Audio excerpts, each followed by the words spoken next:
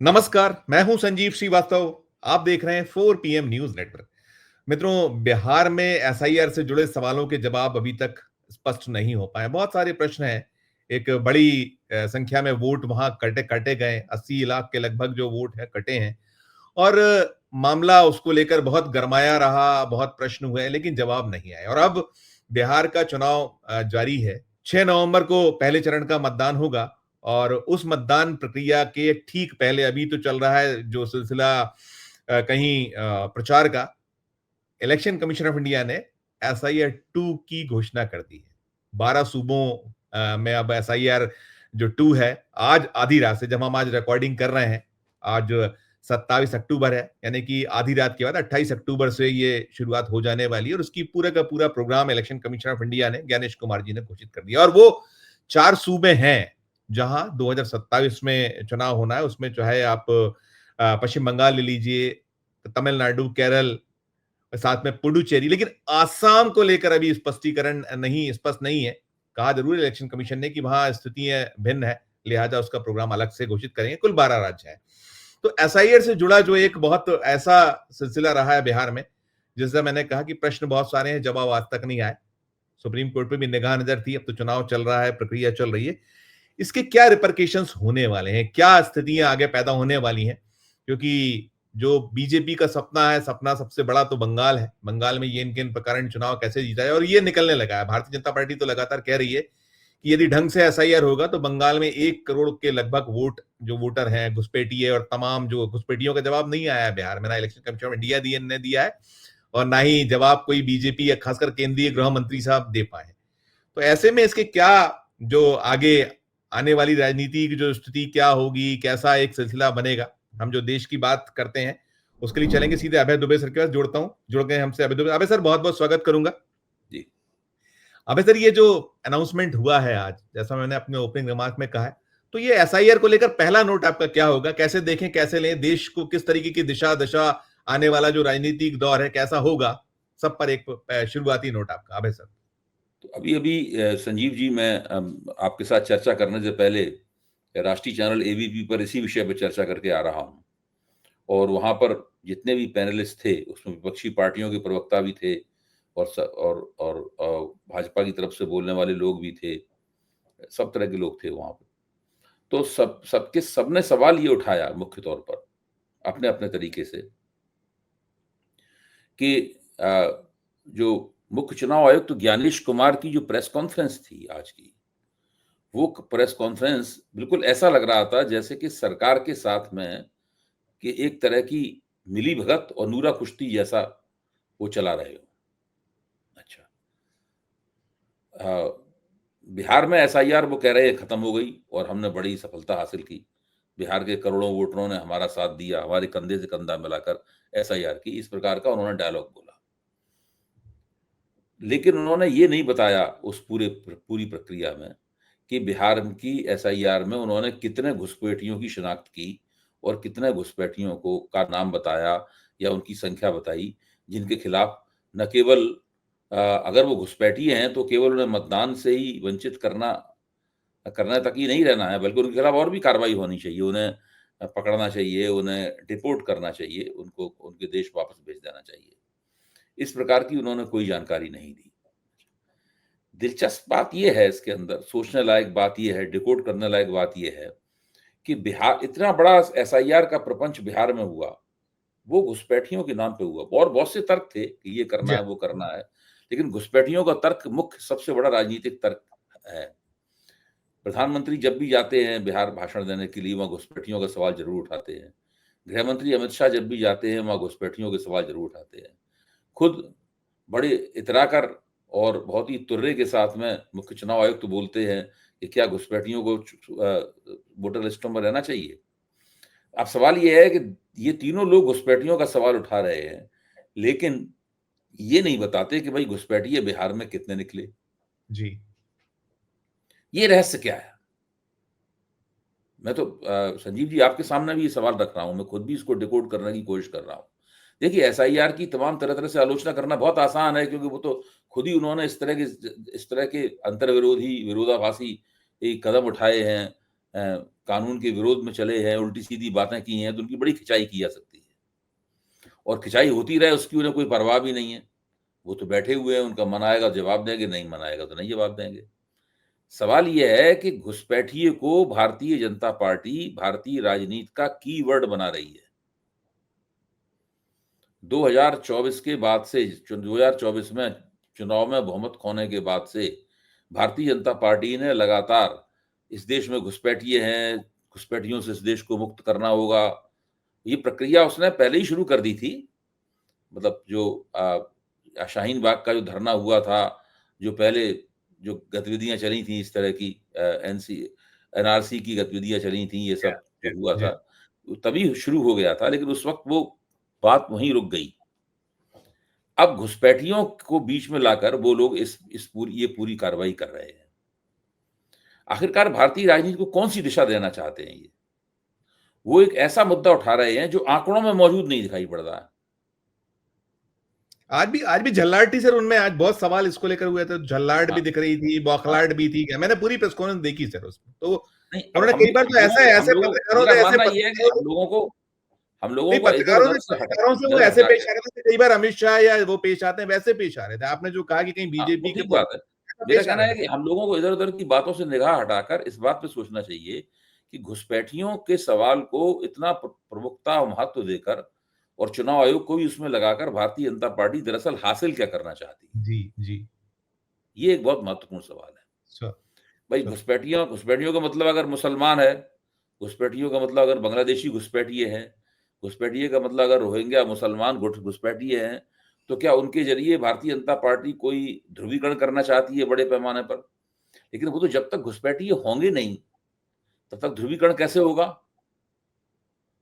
अब भाई बिहार में तो एक भी घुसपैठिया निकला नहीं, जो जिन जिन लोगों को उन्होंने मतदाता के लिए अवैध माना, हैं? 80 लाख के लगभग है सर, 80 लाख जिनको वंचित हाँ, हुए हैं 80 वहां। लाख तो क्या वो उनमें से कितने घुसपैठिए हैं? ये बताया नहीं। क्या 80 लाख घुसपैठिए थे? या उनमें से कुछ लोगों को बाद में गृह मंत्रालय बताएगा कि ये घुसपैठिए हैं? उससे राजनीतिक लाभ भारतीय जनता पार्टी को क्या होगा? बिहार की एसआईआर से ये स्पष्ट नहीं होता। सर क्या पश्चिम बंगाल की एसआईआर से ये स्पष्ट होगा? पश्चिम बंगाल में घुसपैठिए बहुत ज़्यादा निकालेंगे। अभी तो बहुत सारे पश्चिम बंगाल वासियों को बांग्लादेशी बनाकर भेज रहे हैं वापस। उसपे कलकत्ता हाई कोर्ट ने भी हस्तक्षेप किया है उसके ऊपर। वहाँ ये क्यों करेंगे? अच्छा, असम में जहाँ घुसपैठियों की समस्या वास्तव में है, वहाँ पर उन्होंने एसआईआर की घोषणा नहीं की, असम को शामिल नहीं किया है दूसरे दौर की एसआईआर में। नहीं किया। हाँ। अच्छा, जबकि वहाँ स्थिति क्या है? वहाँ पर जितने उन्होंने घुसपैठिए चिन्हित किए थे असम में, एनआरसी के दौरान, उसमें मुसलमान घुसपैठियों की संख्या कम है जी। और हिंदू घुसपैठियों की संख्या उससे बहुत ज़्यादा है। इसलिए उन्होंने उस पूरे मसले को तुरंत ठंडे बस्ते में डाल दिया कि हिंदू बहुसंख्यकवादी हैं। तो ये सब जो पूरी प्रक्रिया चल रही है, इसमें बार-बार एक चीज़ मेरे दिमाग में चुभती है, वो ये है कि ये लोग घुसपैठियों का सवाल है, ये लोग बिना सोचे समझे तो कोई काम करते नहीं। हर चीज़ को शरारत होती है उसके पीछे कोई ना कोई। ये जो घुसपैठिए कर रहे हैं, उससे आखिरकार दरअसल हासिल क्या करना चाहते हैं? आपको क्या लगता है संजीव जी? आप बताइए? नहीं सर, हम विस्मित है सर, वो कहीं भी सारा का सारा, अभी मैं यही बात कर रहा था, मैंने शाम को भी जब की थी, लोग यही इसमें फरमा रहे थे। हुँ। मैंने पश्चिम बंगाल में एक जर्नलिस्ट साथी को जोड़ा था, वो यही कह रहे थे कि क्या बीजेपी कैसे यहाँ 1 करोड़ की बात करती है, और यही सारा था कि बिहार में क्या निकल कर आया है, क्या वहां का आउटकम है। और सर देखिए, अभी हम कर्नाटक की बात करें, जो राहुल गांधी सर जो बार-बार जो उन्होंने एक अभी कहा है हाइड्रोजन बम फोड़ेंगे, उसके पहले उन्होंने 6 अगस्त को प्रेस कॉन्फ्रेंस की थी, बाकी की। तो फिर कलबुर्गी में निकल आया कि 35,000 मुस्लिमों को टारगेट किया गया। तो वो आप जो कह रहे हैं कि सिर्फ और सिर्फ ये इसके आड़ में जो मैं समझ पाता हूं कि सिर्फ आपको एक वर्ग, जो एक जाति विशेष मुस्लिमों को टारगेट करना, यही कहीं निकल रहा, और यही पश्चिम बंगाल में निकल रहा है। और सर इसका जो सबसे ज्यादा विरोध है तमिलनाडु में, तो साफ कह दिया वहां के चीफ मिनिस्टर ने, वहां तो पारित कर दिया विधानसभा में प्रस्ताव। ऐसे ही केरल में जबरदस्त विरोध है, और पश्चिम बंगाल में कहा जा रहा है वहां 2 नवंबर को एक बड़ी रैली वैली होने वाली है। हालांकि हुँ। एकला अच्छा, चलो में बिहार में दिखी तो है उन्होंने वो जो। एसआईआर इसलिए कर पाई क्योंकि वहाँ पे इन्हीं की सरकार थी। Yes sir. तो वहाँ यस। की राज्य सरकार ने सहयोग दिया उसके अंदर। जी, जी, अच्छा, पश्चिम बंगाल में तो ममता बनर्जी ने ऐलान कर दिया है कि हम यहाँ एसआईआर होने नहीं देंगे। जी, जी, अच्छा, जो जो जो मुख्यमंत्री एसआईआर का स्वागत कर रहे हैं, जैसे महाराष्ट्र में देवेंद्र फडणवीस एसआईआर का स्वागत कर रहे हैं, महाराष्ट्र को इसमें रखा नहीं इन्होंने। उसमें तर्क भी बहुत अजीब-सा दिया। तर्क ये दिया कि वहाँ पर स्थानीय निकायों के चुनाव होने वाले हैं। स्थानीय निकायों के जी, चुनाव 4 साल से लटके हुए हैं। लटके हैं। अगर स्थानीय निकायों के चुनाव का तर्क है, तो फिर बिहार में क्यों कराई? बिहार में विधानसभा के चुनाव होने वाले थे। फिर हेमंत विश्व शर्मा वहाँ से कह रहे हैं असम से कि उनके यहाँ भी एसआईआर हो, उनका भी स्वागत है, वहाँ भी नहीं करा रहे एसआईआर। तो ये सब चल क्या रहा है, सवाल इस बात का है। ये एक बड़ा सवाल है। सरकार और देखिए, बिहार में एसआईआर में घुसपैठिए नहीं निकले। इसके बावजूद भी सब लोग भाजपा की तरफ से मुतवातिर बिना शर्मिंदा हुए या बिना किसी संकोच के घुसपैठिया घुसपैठिया किया जा रहा है। यस, किया जाए। बिल्कुल इस तरह से सारे देश में घुसपैठिए भरे हुए हों। घुसपैठिए इस देश की वोटर लिस्टों में घुसे हुए हैं। घुसपैठियों ने नौकरियां प्राप्त कर ली हैं। घुसपैठियों ने हमारी आबादी के चरित्र को बदल दिया है या बदलने जा रहे हैं। हैं, ये पूरा प्रपंच ये फैला रहे हैं चारों तरफ। जी। इसमें से क्या निकलेगा संजीव जी? ये एक बहुत बड़ा सवाल है। बड़ा बड़ा सवाल है। सर 2004 में आखिरी बार हुआ था, 21 साल बाद का वो दावा कर रहे थे। और देखिए हम जी, लोगों ने जो पहली बार बिहार में हुआ था सर, तो हम लोगों ने लगातार तो जुम्मन 2004 में भी जो हुआ था वो स्पेशल इंटेंसिव रिवीजन नहीं था। वो स्पेशल रिवीजन था, वो एसआर था, वो एसआईआर नहीं था। जी, जी, क्योंकि वो मिसचीफ मिसगाइड जो मिसचीफ सर लोक हमने प्रतिनिधित्व कानून है, जो जी, लोक प्रतिनिधित्व कानून है, पीपुल्स रिप्रेजेंटेटिव एक्ट है, उसमें एसआईआर का कोई प्रावधान नहीं है। जी, उसमें स्पेशल रिवीजन की चर्चा है, उसमें इंटेंसिव रिवीजन की भी चर्चा है, जी, लेकिन इंटेंसिव स्पेशल रिवीजन की कोई चर्चा नहीं है। ये यस, उन्होंने बिल्कुल नया निकाला है इस बार। जी, जी, जी, जी, जी। नहीं, ये 21 साल का दलील और इसमें समय की वही है। आप देखिए ना कि ये जो है आज से शुरुआत हो गई, 9 दिसंबर को फर्स्ट ड्राफ्ट आएगा, फिर उसके बाद 9 दिसंबर के आपत्तियां, दावे, 8 जनवरी तक वो चलेगा, फिर उसके बाद फिर आप थोड़ा-सा मौका सुनवाई-वनवाई का देंगे और 7 फरवरी को फाइनल वोटर लिस्ट पब्लिश हो जाएगी।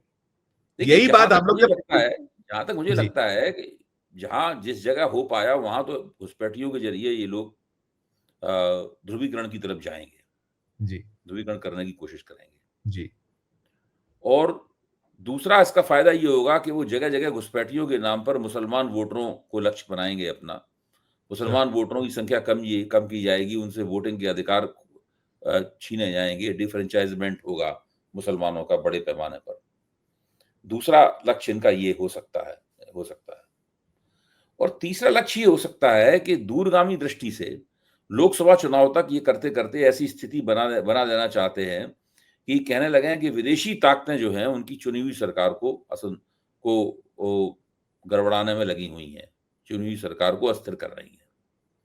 और ये काम घुसपैठियों के ज़रिए किया जा रहा है और चूँकि हम घुसपैठियों को निकालना चाहते हैं और इसलिए विपक्ष उनको रोक रहा है, इसलिए विपक्ष भी विदेशी सरकारों के हाथों में खेल रहा है। ये इस प्रकार का तर्क लेकर सामने आएँगे। सर, अच्छा अच्छा, ये मानना मेरे लिए मुश्किल है अभी सर, कि इनके इस तर्क को जनता ग्रहण कर लेगी। ये तो कर लेंगे ये लोग कि मुसलमानों की वोट कुछ कम कर देंगे जगह-जगह से। और लेकिन मैं नहीं मानता कि ये उनको चुनाव हराने के खिलाफ एक सिक्काबंद गारंटी है कि मुसल अगर कुछ मुसलमानों की वोट कहीं से लाख, 2 लाख या 40-50 हज़ार मुसलमानों के वोट काट दिए, तो इसके आधार पे ये चुनाव जीत सकते हैं। देखिए, इसके आधार पे ये विधानसभाओं के चुनावों में ज़्यादा बड़ी गड़बड़ कर सकते हैं। सर, विधानसभा के चुनाव में कॉन्स्टिट्यूएंसीज़ छोटी होती हैं, लेकिन लोकसभा के चुनाव में ये गड़बड़ी ज़्यादा नहीं कर सकते ये। सर। हाँ, तो तो अब ये 2-3 चीज़ें दिखाई पड़ती हैं कि ये लोग ये करना चाहते हैं। बिल्कुल है। पर दाल दाल दाल पूरी काली, क्योंकि 12 जो उन्होंने दस्तावेजों में उसमें जिक्र है वो आधार का आखिरी नंबर पे है जो चल रहा था, हम आज सुन रहे थे उनको। लेकिन वो उसको लेकर बड़ा गोलमोल से जवाब आते रहे, उनके अपने तर्क रहे और बड़े ऐसे वो कागज मांगने की बात है 2004 के बाद का, और पिता और माता और बड़ा गोल गोल और बहुत अजीब सा था कि आप सिर्फ हम सीधे जाइए डीआरओ के पास, एआरओ के पास और ऐसा होगा, यहाँ अपील होगी। पिछले में क्या अपील, कहाँ आया कुछ निकल के आउटकम सर? नहीं, नहीं, कुछ नहीं है। देखिए, आप इसमें देखिए एक एक अजीब तरह का माहौल देश में बना हुआ है। जब सुप्रीम कोर्ट के पास ये मसला ले जाया गया, तो सुप्रीम कोर्ट ने कहा कि आप चुनाव आयोग को कुछ सुझाव दिए।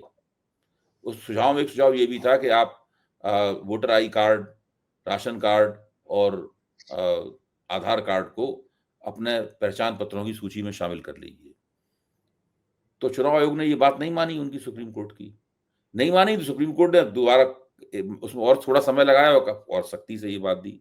चुनाव आयोग ने फिर कोई बात नहीं मानी। अब सुप्रीम कोर्ट ने फिर और ज्यादा सख्ती दिखाई उसमें, और बिल्कुल बिहार की एसआईआर के आखिरी दौर में जाकर इस बात को वो मानने के लिए तैयार हुआ। यानी सुप्रीम कोर्ट के आदेश को मानने में इतनी देरी हुई, या सुप्रीम कोर्ट ने, मैं मानता हूं कि अपने रवैये के कारण इतनी देरी उसमें होने दी, वरना सुप्रीम कोर्ट पहले ही आदेश में इनको मजबूर कर सकता था कि आप इसको मानिए। साफ कहता अगर आप इसको नहीं मानेंगे तो हम इसके ऊपर रोक लगा देंगे। तो उसका बिहार की एसआईआर में आधार कार्ड की कोई भूमिका बनी नहीं। बिहार की एसआईआर में आधार कार्ड की कोई भूमिका बनी नहीं। तो जिस प्रकार के तर्क ज्ञानेश कुमार जी दे रहे थे अपनी प्रेस कॉन्फ्रेंस में, पत्रकारों के सवालों के जवाब भी ठीक से नहीं दे रहे थे, और जिस तरह की तमाम बातें हो रही थी, उससे क्या लगता है कि बहुत बड़े पैमाने पर एक ऐसी खिचड़ी पक रही है जी, इसमें कितना दाल है, कितना चावल है, कितना नमक है, कितनी हल्दी है, ये अभी हमें ठीक से पता नहीं है। दूसरी ये बात, अगर भारतीय जनता पार्टी का एजेंडा घुसपैठिया है, नरेंद्र मोदी का एजेंडा अगर घुसपैठिया है, और केंद्र सरकार का एजेंडा अगर घुसपैठिया है, तो वो चुनाव आयोग का एजेंडा क्यों है? सैद्धांतिक दृष्टि से देखा जाए और आदर्श की दृष्टि से देखा जाए और जो सच है उसके लिहाज से देखा जाए, तो चुनाव आयोग भारत सरकार का चुनाव आयोग नहीं है। सर। संविधान की दृष्टि से चुनाव आयोग भारत का चुनाव आयोग है। Yes sir. सुप्रीम कोर्ट भी भारत सरकार का सुप्रीम कोर्ट नहीं है। बिल्कुल। तो सुप्रीम कोर्ट ने जिस तरह से सवाल के ऊपर आचरण किया है कि केवल एक बात सुप्रीम कोर्ट ने कुल मिलाकर इतने दिनों की सुनवाई में चुनाव आयोग से मनवा पाई कि आप आधार कार्ड को उसमें शामिल कर लीजिए। धमकी देता रहा कि हम इसको खारिज कर देंगे अगर गलती पाई गई, लेकिन क्या किया उसने? वो तो परिस्थितियां ऐसी बना दी जिससे वो एक तरह से एसआईआर की प्रक्रिया उससे मजबूती हुई है। तो ऐसी स्थिति में क्या आपको नहीं लगता कि ये एक ऐसी खिचड़ी पक रही है जिसका स्वाद बहुत इस देश के लोकतंत्र के लिए बहुत ही कसैला होने वाला है? Sir, sir, sir. और आखिर में जब निकलेगा इसके अंदर से वो पूरा मामला, जिसके अंदर चुनाव आयोग भी एक पार्टी होगा, गृह मंत्रालय भी एक पार्टी होगा, भारत सरकार भी एक पार्टी होगी, जब ये मसला निकलेगा इसके अंदर से कुछ, तो हम सब लोग चौंक जाएंगे, मुझे ये लगता है। बिल्कुल, कुछ बहुत ही गहरा मामला है। आप देखिए, ये लोग भी मैं नरेंद्र मोदी और अमित शाह कोई नादान लोग नहीं है, देश के सबसे होशियार और चतुर लोग हैं ये लोग, योजनाबद्ध तरीके से सारा काम करते हैं। बिहार में वो जानते हैं कि केवल घुसपैठिए का सवाल उठा के ये बिहार का चुनाव नहीं जीत सकते।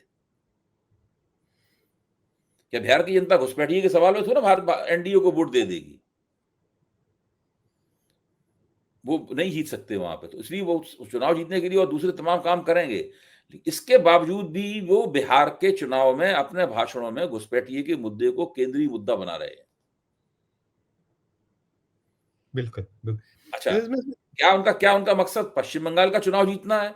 तो वो ये भी जानते हैं कि पश्चिम बंगाल में जब एसआईआर कराने जाएंगे तो वहां की सरकार उसको कोई सहयोग नहीं देगी। यस सर, यही सवाल पूछने वाला था, यही पूछना था। तो फिर क्या उस सरकार को ये बर्खास्त करेंगे? जी। अगर कोई संवैधानिक संस्था वहां एक अपने आप को जो उसने मैंडेट दिया है एसआईआर कराने का, जब वो मैंडेट पूरा करने जाएगी और वहां पर राज्य सरकार उसके साथ सहयोग नहीं करेगी, उसका विरोध करेगी, उसे रोकेगी भी, तो वहां पर ऐसी स्थितियां बनेंगी जिससे वो कह सकते हैं कि वहां संवैधानिक व्यवस्था जो है वो गड़बड़ा गई है, नहीं चल रही है, इसलिए सरकार को ज्ञानेश कुमारी से सवाल हुआ था इस बारे में, बहुत स्पेसिफिकली सवाल, तो उसको उन्होंने यही कहा था, कटिबद्ध है ममता बनर्जी, कटिबद्ध है इसके लिए, और ममता बनर्जी टकराव होगा सर तो मैं यही सवाल होने वाला था, आपने उसका पहले ही जवाब दिया। लेकिन कटिबद्ध है, यदि जनता का वहां विरोध करती तब फिर सरकार को आप यही बर्खास्त करेंगे या वो राष्ट्रपति शासन के अधीन चुनाव, ऐसा कुछ ये मंतव्य दिखता है? जी। नहीं, नहीं, बिल्कुल, कुछ भी कर सकते हैं वहाँ। मेरे ख़्याल से एसआईआर कराने के नाम पर वहाँ पर ममता बनर्जी की सरकार को बर्खास्त करने की पूरी परिस्थिति बन सकती है। सरकार को बर्खास्त करेंगे, वहाँ पर राष्ट्रपति शासन लगाएँगे और राष्ट्रपति शासन के तहत फिर ये विधानसभा चुनाव वहाँ पे कराएँगे। तब पूरी तरीके से विधानसभा चुनाव में कोई भी गड़बड़ करने, कोई भी मैनिपुलेशन करने की इनको पूरी छूट होगी और इनके लिए पूरी गुंजाइश होगी। और सर तमिलनाडु तमिलनाडु में भी ऐसी है, सख्त विरोध है, केरल बिल्कुल, में भी है। तमिलनाडु में भी यही होगा। तमिलनाडु में तो स्थिति ये है कि तमिलनाडु में तो भारतीय जनता पार्टी के पास अपना कोई दाँव नहीं है। मतलब भाजपा के पास सारे विधानसभा क्षेत्रों में खड़े करने के लिए उम्मीदवार तक नहीं है वहाँ पर। भाजपा तो वहाँ तमिलनाडु में बहुत छोटी चीज़ है। लेकिन तमिलनाडु में स्टालिन सरकार भी एसआईआर नहीं होने देगी। तो उसके खिलाफ भी इस तरह की कोई योजना इन लोगों के पास होगी इनके दिमाग में। तो मुझे लगता है कि ये लोग लोकसभा चुनाव से पहले काफ़ी घुसपैठिए के सवाल पर और उसके उसके साथ एसआईआर को जोड़कर बहुत बड़े-बड़े राजनीतिक दांव खेलने जा रहे हैं। तो हम इसको हमको सर हमें सर इसमें थोड़ा-सा आप इसको डिकोड करिएगा। ईसीआई, सीईसी का ऐसा भी प्लान हम इसको देख सकते हैं कि बीजेपी को कैसे पश्चिम बंगाल में सत्ता में लाने, क्योंकि ब्लेम तो सीधे-सीधे खुलेआम है कि वो बी टीम है, बीजेपी के साथ काम कर रही है, उसके एक विंग की तरह काम कर रही है। लंबे ममता दी को रोक पाएंगे ये लोग, बीजेपी की सत्ता बनवा देगी ईसीआई या जो सीईसी साहब का जो नहीं, ये देखिए, न्यू प्लान है, ये ममता बहुप्रतीक्षित बनर्जी प्लान वहाँ बहुत लोकप्रिय नेता हैं, बहुत शक्तिशाली हैं, तृणमूल कांग्रेस का संगठन सबसे बड़ा है और मुसलमान वोटर बहुत मजबूती के साथ ममता बनर्जी के साथ हैं। मुसलमान वोटरों की संख्या कितनी 35% या उससे कुछ ज़्यादा ही है पश्चिम है। बंगाल के अंदर और उसपे वो सरकार में रहती हैं। जी हाँ, जी हाँ। गवर्नमेंट की सरकार में रहती हैं, तो वो उनको हराना इनके लिए बहुत मुश्किल हो जाता है। प्लान तो लॉन्च तो कर दिया, ऐसा कह सकते हैं ईसीआई ने प्लान तो लॉन्च कर दिया, ऐसा तो देख सकते हैं इसका प्लान हैं? लॉन्च, क्या? प्लान तो हाँ, लॉन्च कर प्लान दिया है। लॉन्च कर दिया है। तो अगर अगर पश्चिम बंगाल में ये एसआईआर करने गए और वहाँ पे तृणमूल के कार्यकर्ताओं ने इनके ऊपर हमले शुरू कर दिए, इनकी पिटाइयाँ शुरू हो गई, जो हो सकती हैं वहाँ पे। ये भी हो सकता है लोग जाएँ वहाँ, लोग वहाँ बम बहुत फोड़े जाते हैं पश्चिम बंगाल में। जी, जी, कुछ जी, भी हो जी। सकता है वहाँ पे। अगर ये सब होना शुरू हुआ, तो ये लोग ममता बनर्जी की सरकार को बर्खास्त कर देंगे। Right sir, right sir. मैं सर और बर्खास्त करने के बाद में सारा प्रशासन वहाँ कोई अपना कोई प्यादा या तो अभी मौजूदा राज्यपाल ही प्यादे की भूमिका निभाने लगेंगे या वरना और कोई मजबूत सा प्यादा वहाँ बैठा देंगे, जो जी, इनके आदेशों का अक्षरशः पालन करे बहुत और मुफीद हो। फिर उसके बाद चुनाव लड़कर पश्चिम बंगाल की सत्ता पे कब्जा कर लेंगे। ये जी, योजना मुझे पहले ये दिखाई पड़ती है मोटे तौर पर। Right sir, right. सर इसमें देखिए 2 चीज़ें बहुत हैं, इलेक्शन कमीशन की हमने बात कर ली और उसके साथ ही वो भी जोड़िए कि जो राहुल गांधी ने लॉन्च कर रखा है, वोट चोर गद्दी छोड़ है, बिहार में चल रहा था, खूब चला, या फिर उन्होंने एसआईए को लेकर जो किया गया, लेकिन वोट चोर गद्दी छोड़ और उसके बड़े प्रमाणित, जैसे कर्नाटक में फिर निकला है, वो जो निकल रहा है कलबुर्गी से निकल कर फिर आया है कि 35,000 वोट काट दिए। तो ये सब जी। प्लान का हिस्सा और इलेक्शन कमीशन ऑफ इंडिया वहाँ रोल प्ले कर रहा है। छोटा-सा जवाब इस पे सर आपका कुछ, जो आपकी इसको कैसे हम नहीं, नहीं, ले। बिल्कुल आप ठीक कह रहे हैं। देखिए, जब जिस आनंद कॉन्स्टिट्यूएंसी को लेकर राहुल गांधी ने उसको प्रमाण दिए थे, तो वहाँ पे जो एसआईटी है, स्पेशल इन्वेस्टिगेटिव टीम है, वो उसने दिखाया है कि ये परिघटना, ये जो हो रहा है, वो केवल उस एक निर्वाचन क्षेत्र तक ही सीमित नहीं है। ये और भी कई जगहों पर, चित्रदुर्ग में और कई जगहों पर ये हो रहा है वहाँ पे। जी, जी, जी, और जी। उसने और भी उदाहरण पेश किए हैं। तो बहुत राहुल सारे। गांधी के जो आरोप लगाए थे, उनको और ज़्यादा एसआईटी की मजबूत किया एसआईटी की गया। जाँच में सारी चीज़ें प्रमाणित हो रही हैं। हाँ, उन्होंने पहले वाले भी अब ये प्रमाणित लोग इन हुआ। भाजपा वालों का तर्क ये हो सकता है और शायद वो दे भी रहे होंगे तर्क ये, जी, जी। कि ये तो कांग्रेस की सरकार है, वो एसआईटी से अपने मनमाने निर्णय निकलवा रही है। हाँ, तो इसी तरह के आरोप तो भाजपा भी लगा सकते हैं, सब कुछ तो भाजपा ने कब्जा कर रखा है। जी, जाँच एजेंसियों को अपने तरीके से वो इस्तेमाल करती है। जी, तो ये जी। सारी की सारी प्रक्रिया चल रही है और मैं आपकी इस बात से काफ़ी कुछ सहमत महसूस करता हूँ कि ये पश्चिम बंगाल को किस तरीके से कैप्चर किया जाए, तमिलनाडु में द्रमुक का जो प्रभुत्व है, उस प्रभुत्व को कैसे तोड़ा जाए, ये काम ये लोकसभा चुनाव से पहले कर देना चाहते हैं। क्योंकि उन्हें लगता है कि जब तक हम ये काम नहीं करेंगे, तब तक लोकसभा चुनाव को चौथी बार जीतना हमारे लिए नामुमकिन होगा। तो कुल मिलाकर घुसपैठिए का सवाल और एक ऐसा चुनाव आयोग जो कि अपने आप को भारत सरकार का चुनाव आयोग मानता है, भारत का चुनाव आयोग नहीं मानता है, उसकी मदद से ये अपनी राजनीतिक गोटी लाल करना चाहते हैं। सर, अब सवाल ये है, क्या ये ऐसा कर पाएँगे? ये भी एक बड़ा अच्छा प्रश्न। ये बड़ा ऐसी सवाल बात ये। नहीं है कि ये सब चीज़ें कि आप राजनीति में योजनाएँ बनाते हैं, वो योजना ज़रूरी नहीं कि आपके तरीके से चलें और काम करें। यस सर, तो यस वो सर। प्रयोग बिहार में उन्होंने किया है। बिहार के चुनाव से पता चलेगा कि ये जो एसआईआर का प्रयोग है, ये इनके काम कितने किस हद तक आ सकता है। आ सकता है, बिल्कुल, क्योंकि क्या एसआईआर के ज़रिए आप अपनी सरकार के खिलाफ कोई बड़ी तगड़ी एंटी इनकम्बेंसी है, उसको बंद कर सकते हैं, पलट सकते हैं, एसआईआर जी, के ज़रिए? ये भी बिल्कुल, एक सवाल है। बड़ा तो ये सारे बड़ा। सवाल हैं। जी, जी। मैं एक सवाल बिहार पे भी करूँगा सर, बिहार की आपने बात की। बिहार में ये था कि एनडीए के सारे दांव फेल हो रहे हैं, हम लोग लगातार देख रहे हैं, पा रहे हैं, नजर आ रहा है और इंडिया ब्लॉक जो प्ले अप कर रहा था, लेकिन एक बड़ा सवाल उठ रहा था कि राहुल गांधी आखिर है कहाँ? अब 6 दिन बचे हैं इस पहले दौर के जो प्रचार में, कि 48 घंटे पहले प्रचार थमता है तो उसके अकॉर्डिंग, लेकिन निकल आया कि अब 29 तारीख को कुछ संयुक्त रैली राहुल और तेजस्वी की, और कल वो लोग एक। असल में ये सब बिहार में कोई भी नेता अभी नहीं उतर रहा है। अमित शाह ने दिए हैं भाषण कुछ, मोदी ने भी भाषण दिए हैं, जी, लेकिन जी, लोग छठ खत्म करने की प्रतीक्षा कर रहे हैं। कल छठ का अंतिम दिन है। कल जी। 28 तारीख को छठ खत्म हो जाएगी और कल उसके बाद मुझे लगता है कि प्रियंका राहुल गांधी गांधी, पहुंच रही है, प्रियंका गांधी कल पहुंच रही है। हाँ, राहुल और प्रियंका दोनों बिहार के रण में कूदेंगे। और ये बात सही है कि महागठबंधन ने सीटों के बँटवारे में जिस तरह की राजनीतिक कुशलता दिखानी चाहिए थी, नहीं दिखाई। नहीं दिखाई। जी, उससे इनकी कुछ किरकिरी भी हुई है वहाँ पर। सर। और उनका जो पूरा एक मोमेंटम प्राप्त किए हुआ था, वो मोमेंटम भी कमज़ोर हुआ है वहाँ पर, एक जी, हुआ है। जी, जी, लेकिन एक अच्छा काम ये हुआ है जो इनके पक्ष में जाता है, वो ये है कि उन्होंने तेजस्वी को मुख्यमंत्री पद का उम्मीदवार घोषित कर दिया। डिप्टी और सीएम भी, हाँ, डिप्टी सीएम। हाँ, और उसको सैनी को उप मुख्यमंत्री घोषित कर दिया। साथ में 2 उप मुख्यमंत्रियों के बारे में संकेत और दिए, इसमें एक संकेत भी दे दिया है कि एक उप मुख्यमंत्री मुसलमान हो सकता है। जी हाँ, जी हाँ, जी हाँ। तो इस तरह से करके महागठबंधन ने जो जो गड़बड़ी की थी, उस गड़बड़ी की भरपाई करने की महागठबंधन ने कोशिश की है। तो जी, ये तो जी। हुआ है वहाँ पर। Right sir. अ, लेकिन कुल मिलाकर अभी बिहार में मुझे लगता है, संजीव जी, सर। कि अभी मामला टक्कर का है। जी, जी, जी, जी, हाँ, जी। ऊँट की अभी करवट मामला कुछ भी, टक्कर का है। ऊँट की करवट फिलहाल तो कुछ भी हो सकती है, ऐसा दिखता है हाँ, आज की हाँ, तारीख। अभी मामला बिहार में टक्कर का है। जी, और जी। अ, हम लोग अभी जल्दी ही 1-2 दिन में और ज़्यादा डिकोड करेंगे। बिहार के सर, कुछ पत्रकारों से भी मैं बातचीत करूँगा, ताकि सर। पूरी बात और निकल के आए कि वहाँ पे ज़मीन पे क्या स्थिति है। Right sir, right sir. नहीं है, बहुत क है, संघर्ष तो दिख रहा है। हाँ, और ये लोग साम-दाम दंड-भेद, वो उससे निपटना भी बड़ा एक है हाँ, कि सत्ता हाँ। आपके हाथों में, मशीनरी कोई फ्री आपकी एंड है। फेयर, कोई स्वतंत्र और निष्पक्ष चुनाव तो हो नहीं रहा है। वो नहीं हो रहा, वो नहीं हो रहा, इसलिए बहुत कुछ अभी हम लोग। मैं सर एक अंतर्राष्ट्रीय सवाल करना चाहूँगा, आप उसको हुँ, भी डिकोड करिएगा। मैं अंतिम सवाल होगा मेरा एक तो, आप देखिए कि हम जब ये आसियान वाला जो सम्मेलन हुआ तो प्रधानमंत्री तो वर्चुअली, और उसको लेकर बड़ी खबरें-वबरें, और गोदी मीडिया तो कुछ-कुछ अपना मोदी मीडिया करता हुँ, रहा।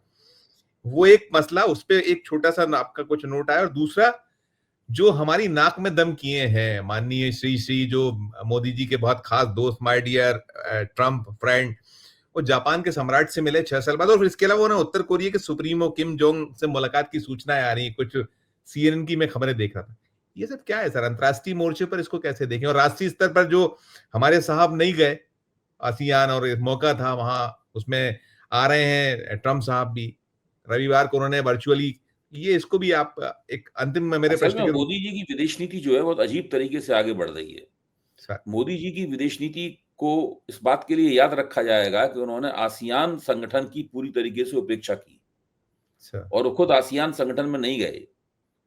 जबकि चीन ने जब शंघाई सहयोग संगठन की बैठक बुलाई थी, तब वहाँ पहुँच गए थे, यस सर। जो कि चीन की पहलकदमी थी। अब आसियान तो भारत की पहलकदमी थी। बिल्कुल। हाँ, उसके अंदर आप भाग नहीं ले रहे हैं। असल में ये इस शंघाई सहयोग संगठन और क्वाड, जो कि चीन के विरोधी है, हैं? इन 2 नावों में पैर रख के सफ़र करना चाहते हैं। चीन की नाव में भी पैर रखना चाहते हैं और पश्चिमी शक्तियों ने जो क्वाड बनाया है चीन विरोधी संगठन, उसमें ही नाव में सफ़र करना चाहते हैं। जी। इनकी अपनी जो पहलकदमी थी आसियान, उसको इन्होंने एक तरह से देखा जाए तो ठंडे बस्ते में डाल दिया है। सर। अब भारत का प्रधानमंत्री अगर आसियान की बैठक को ऑनलाइन संबोधित करता है और वहाँ नहीं जाता, तो वो सिर्फ़ एक अखबारी खबर बन के रह जाती है। जी हाँ। लेकिन आसियान संगठन को जो महत्व मिलना चाहिए, जिस तरह भारत को उसमें भागीदारी करनी चाहिए थी, वो उसमें वो नहीं होता, उसमें दिखाई नहीं पड़ता। अमेरिका भी दुतरफी चाल चल रहा है। रूबियो जो आते कहते हैं कि नहीं, भारत हम पाकिस्तान से संबंध जो है भारत की कीमत में नहीं बनाएँगे। हम भारत का महत्व समझते हैं, भारत हमारा महत्व समझता है, हम दोनों की दोस्ती का महत्व समझता है। एक तरफ तो ये बात कह रहे हैं, दूसरी तरफ ट्रंप जब जिस वक़्त वो बात कह रहे होते, उसी वक़्त ट्रंप मुनीर की भी, फील्ड मार्शल मुनीर की प्रशंसा कर रहे होते। जी, जी। बिल्कुल, बिल्कुल, बिल्कुल। तो ये सब अमेरिका भी दुतरफी चाल चल रहा है। मुझे लगता है कि विदेश नीति के सवाल पर मोदी जी ने पूरी तरीके से गलतियाँ कर कर के पहलकदमी खो दी है और अब उनकी समझ में भी नहीं आ रहा है कि इसको पटरी पे दोबारा कैसे लाएँ।